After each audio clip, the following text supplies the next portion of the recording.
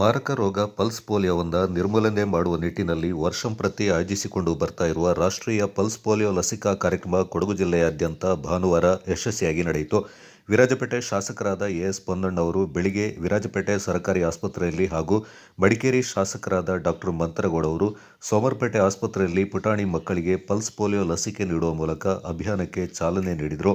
ಕೊಡಗು ಜಿಲ್ಲೆಯಲ್ಲಿ 5 ವರ್ಷದೊಳಗಿನ ಮಕ್ಕಳು ಒಟ್ಟು 29,011 ಗುರುತಿಸಿದ್ದು, ಇದರಲ್ಲಿ ಗ್ರಾಮೀಣ ಪ್ರದೇಶದಲ್ಲಿ 26,373 ಮಕ್ಕಳು ಹಾಗೂ ನಗರ ಪ್ರದೇಶದಲ್ಲಿ 2,638 ಮಕ್ಕಳಿದ್ದು, ಇವರಿಗೆ ಲಸಿಕೆ ಒದಗಿಸಲು ಅಗತ್ಯ ಎಲ್ಲ ಕ್ರಮಗಳನ್ನು ಕೈಗೊಳ್ಳಲಾಗಿದೆ.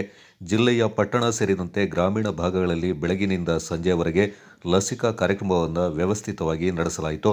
ಜಿಲ್ಲೆಯಲ್ಲಿ ಒಟ್ಟು 471 ಬೂತ್ಗಳಲ್ಲಿ ಪಲ್ಸ್ ಪೋಲಿಯೋ ಲಸಿಕೆಯನ್ನು ನೀಡಲಾಯಿತು.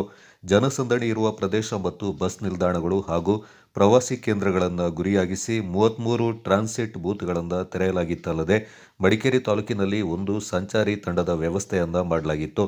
ಪಟ್ಟಣ ಪ್ರದೇಶಗಳ ಬಸ್ ನಿಲ್ದಾಣ, ಜನಸಂದಣಿ ಪ್ರದೇಶಗಳಲ್ಲಿ ಆರೋಗ್ಯ ಕಾರ್ಯಕರ್ತರು ಹೊರ ಪ್ರದೇಶಗಳಿಂದ ಬರುವ ಜನರೊಂದಿಗೆ ಇರುವ ಮಕ್ಕಳನ್ನು ಗುರುತಿಸಿ ಅವರಿಗೆ ಪಲ್ಸ್ ಪೋಲಿಯೋ ಲಸಿಕೆಗಳನ್ನು ನೀಡುವ ಮೂಲಕ ಒಟ್ಟು ಅಭಿಯಾನ ಪರಿಣಾಮಕಾರಿಯಾಗಲು ಸಹಕರಿಸಿದರು.